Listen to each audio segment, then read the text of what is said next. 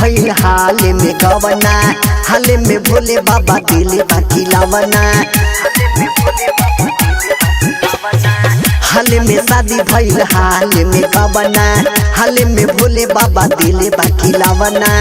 बबुआ खातिर भखले बारो, यही सावन में जलवा चढ़ाइबा का। जाई के बजरिया से बुक करो गाड़ी, सावन में बाबा बोलइले बा। आज के रतिया सपना में दरस दिखइले बा। जाई के बजरिया से बुक करो गाड़ी, सावन में बाबा बोलइले बा। आज के रतिया सपना में दरस दिखइले बा।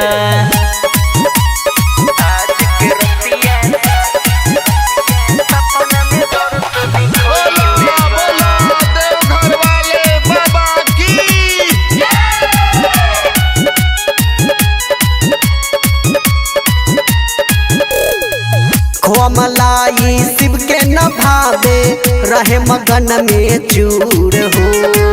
हम चढ़ाइब बेला के पाती, तू चढ़ैया धतूर हो। खोआ मलाई शिव के न भावे, रहे मगन में चूर हो।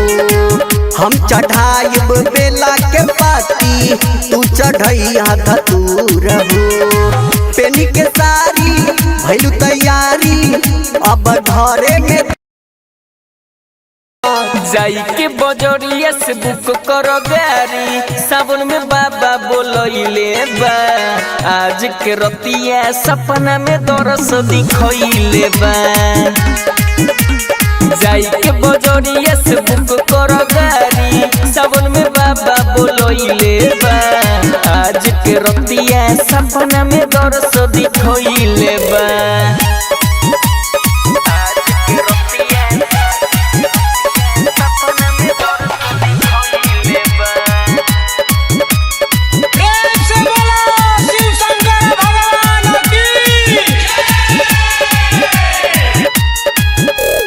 कोठा अटारी शिव के न भावे, भावे न बंगला गाड़ी हो। बसहा बरद बापे कई के सवारी, घूमेला भक्ता दुहारी हो। कोठा अटारी शिव के न भावे, भावे न बंगला गाड़ी हो। बसहा बरद बापे कई के सवारी, घूमेला भक्ता दुआरी हो। दीपक पटेल के बजी हो गाना, हमरा मनवा में सरदा जगइले बा। जाई के बजरिया से बुक करो गाड़ी, सावन में बाबा बोलइले बा।